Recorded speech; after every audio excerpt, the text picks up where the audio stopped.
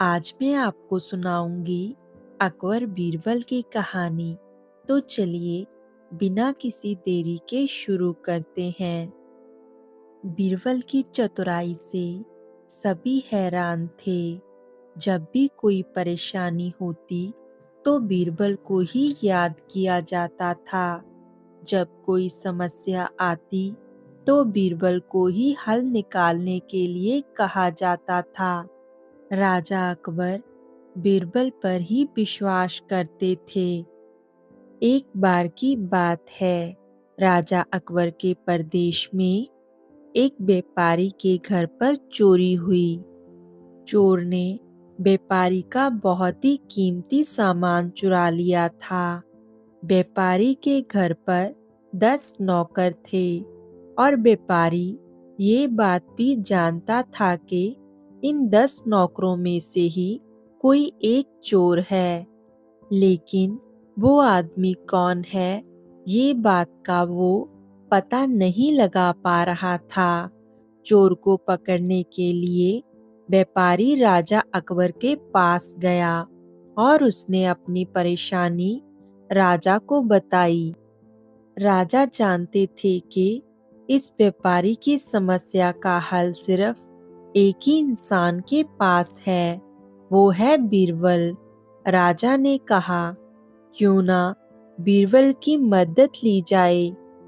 राजा ने अपने सिपाहियों को हुक्म दिया कि बीरबल को दरबार में बुलाया जाए। राजा के आदेश पर बीरबल दरबार में आ गया। अब व्यापारी ने चोरी की सारी बात बीरबल को बताई।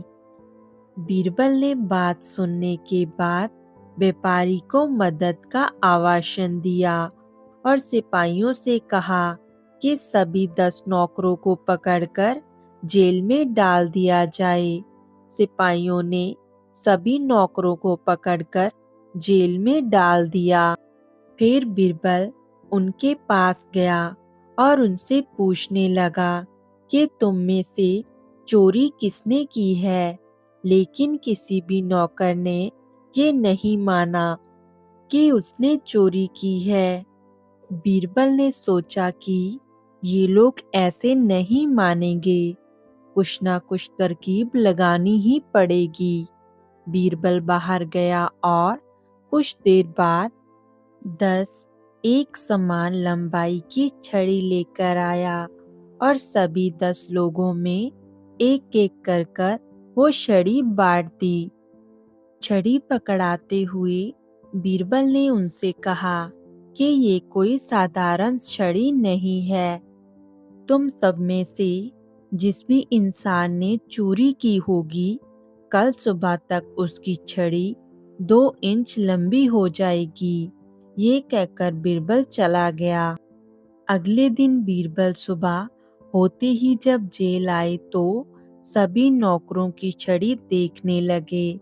उन्होंने जब ध्यान से देखा तो पता चला कि उनमें से एक नौकर की छड़ी 2 इंच छोटी थी। ये देखते ही बीरबल ने फौरन कहा कि यही चोर है। व्यापारी बीरबल की ये बात सुनकर असमंजस में था कि उसने बीरबल से पूछा कि कैसे उन्हें पता चला कि वही चोर है। बीरबल ने कहा कि मैंने कल सुबह सबको छड़ी दी थी और कहा था कि ये कोई मामूली छड़ी नहीं है। जो भी असली चोर होगा उसकी छड़ी कल तक 2 इंच लंबी हो जाएगी।